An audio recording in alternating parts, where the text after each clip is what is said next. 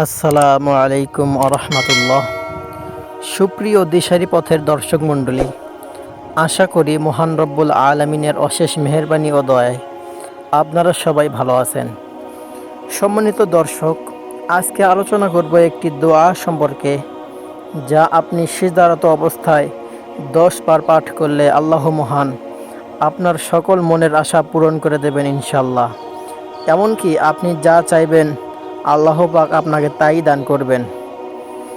পুরো আমলটি করার নিয়ম জানতে ভিডিওটি শেষ পর্যন্ত না টেনে দেখতে থাকুন। আমাদের সমাজে কে না চায় আমার চাওয়া পাওয়াগুলো পূরণ না হোক? সবাই চায় আমি আল্লাহ তাআলার কাছে যা চাইব তিনি যেন তাই পূরণ করে দেন। সবাই চায় আল্লাহ তাআলার প্রিয় বান্দা বান্দি হতে।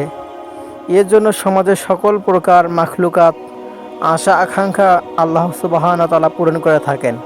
সবাই চায় আল্লাহ তাআলার প্রিয় বান্দাবান্দি হতে। এজন্য সমাজের সকল মাখলুকাতের আশা আকাঙ্ক্ষাগুলো আল্লাহ সুবহানাহু ওয়া তাআলা পূরণ করে থাকেন। আপনি যদি এই দোয়াটি সিজদার মধ্যে 10 বার পাঠ করতে পারেন, তাহলে আল্লাহ তাআলা আপনার মনের সকল চাওয়া পাওয়াগুলো পূরণ করে দেবেন।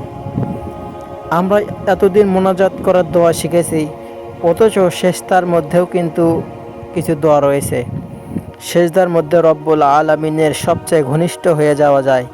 হাদিস শরীফে আছে যে বান্দা কখন আল্লাহ রব্বুল আলামিনের সবচেয়ে কাছাকাছি চলে আসে, এর একমাত্র উত্তর হাদিস শরীফের আলোকে রাসূলুল্লাহ সাল্লাল্লাহু আলাইহি ওয়াসাল্লাম বলেছেন যে বান্দা সবচেয়ে নিকটবর্তী হয় যখন সে সেজদায় যায় এবং রব্বুল আলামিনের মধ্যখানে তখন আর কোনো গ্যাপ থাকে না। সুবহানাল্লাহ, আল্লাহু আকবার। আপনি যা চাইবেন আল্লাহ তাআলা তাই কবুল করবেন। আর দোয়া বা আমল রব্বুল আলামিনের দরবারে কবুল হওয়ার জন্য আপনার দিলের মধ্যে পরিপূর্ণ আস্থা রাখতে হবে, 100 ভাগ রাখতে হবে এবং নিয়ম জেনে এবং তা মেনে আমলটি করতে হবে ইনশাআল্লাহ। আল্লাহ তাআলার রহমতে আপনি সফলতা পাবেন। আমলটি করার নিয়ম হলো, এই আমলটি করতে হবে আপনাকে তাহাজ্জুদের নামাজের সময়। মনে রাখবেন, এই আমলটি আপনি ফরজ নামাজের সেজদায় করতে পারবেন না। এটি করতে হবে নফল নামাজ তথা সবচেয়ে শ্রেষ্ঠ সময় তাহাজ্জুদের নামাজের সময়, কেননা তাহাজ্জুদের নামাজ পড়া হয় শেষ রাতে। আর হাদিস শরীফে আছে শেষ রাতের একটি বিশেষ সময় রব্বুল আলামিন আসমানের নিচে নেমে আসে বান্দাদের উদ্দেশ্যে। কার কি প্রয়োজন আমার কাছে চাও, আমি তা পূরণ করে দেব। কে অভাবগ্রস্ত আমার কাছে চাও, আমি তার অভাব মিটিয়ে দেব। কে ঋণগ্রস্ত আছে আমার কাছে চাও, আমি তার ঋণ পরিশোধ করার তৌফিক দান করে দেব। আল্লাহু আকবার। আপনি তখন যদি তাহাজ্জুদের বিছানায় নামাজের দাঁড়িয়ে সেজদারত অবস্থায় রব্বুল আলামিনের দরবারে দোয়াটি 10 বার পাঠ করেন, আল্লাহ তাআলা আপনার মনের সকল ইচ্ছাগুলো পূরণ করে দেবেন ইনশাআল্লাহ। দোয়াটি হচ্ছে কোরআন মাজিদের আয়াত। আমরা সবসময় মোনাজাতে পড়ে থাকি, রব্বানা আতিনা ফিদ দুনিয়া হাসানা। হে প্রভু, আপনি আমার দুনিয়াতে কল্যাণ দান করুন, ও ফিল আখিরাতে হাসানা। ইয়া আল্লাহ, আপনি আখিরাতে আমাকে কল্যাণ দান করুন, ওয়াকিনা আযাবান নার। হে প্রভু, আমাকে জাহান্নামের আগুন থেকে আমাকে বাঁচান। সূরা বাকারা আয়াত নাম্বার 201।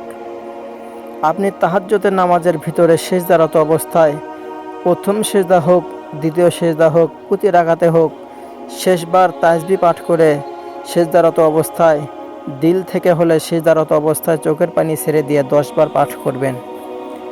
10 বার পাঠ করে আপনি নামাজ শেষ করে আস্তাগফিরুল্লাহ পড়বেন, কয়েকবার দরুদ শরীফ পড়ে তারপর আল্লাহর কাছে হাত তুলুন, দোয়া করবেন ইনশাল্লাহ ইনশাল্লাহ।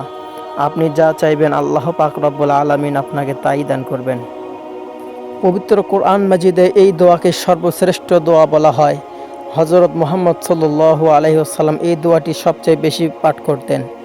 সুপ্রিয় দর্শক, দুনিয়াতে আল্লাহ তাআলার যতগুলি গাউস কুতুব রয়েছেন এবং আল্লাহ তাআলার নিকটতম বান্দা রয়েছেন, একমাত্র তাহাজ্জুদের নামাজের আদায়ের ফলে অতি তাড়াতাড়ি আল্লাহ তাআলার নিকটবর্তী পৌঁছানো সম্ভব হয়েছে। এজন্য বেশি বেশি তাহাজ্জুদের নামাজ পড়বেন এবং নামাজের সিজদাহর মধ্যে এই কোরআনের আয়াত 10 বার পাঠ করার চেষ্টা করবেন ইনশাআল্লাহ। আর আপনি যদি তাহাজ্জুদের নামাজ আদায় করতে না পারেন, তাহলে যে কোনো সময়ে 2 রাকাত নফল সালাত আদায় করবেন এবং সিজদারত অবস্থায় কিন্তু দোয়াটি পাঠ করতে পারেন ইনশাআল্লাহ। আল্লাহ আপনার দোয়া কবুল করে নেবেন এবং আপনার সকল চাওয়া সকল অপূর্ণতা আল্লাহ সুবহানাহু ওয়া তাআলা পূরণ করে দেবেন। এই আমলটি আপনি কতদিন করবেন, আপনি আল্লাহর কাছে যে আশা আকাঙ্ক্ষার কথা বলছেন, যে দোয়াগুলো করছেন, যতদিন পর্যন্ত না আপনার আশাগুলো পূরণ না হয় ততদিন আপনি আমলটা করতে থাকবেন। তাহাজ্জুদ করতে না পারলে 2 রাকাত নফল নামাজ পড়ে হলেও আমলটি করতে থাকবেন। যখন দেখবেন আপনার সকল আশা পূরণ হয়েছে, আপনি যা চেয়েছেন তাই পেয়েছেন, তখন সাথে সাথে আমলটি বন্ধ না করে আপনি বেশি বেশি আল্লাহর শুকরিয়া আদায় করবেন। নিঃসন্দেহে আল্লাহ কৃতজ্ঞ ব্যক্তিদের অনেক ভালোবাসেন, পছন্দ করেন এবং একাধিক দেওয়ার জন্য এই আমলটি চালিয়ে যেতে পারেন।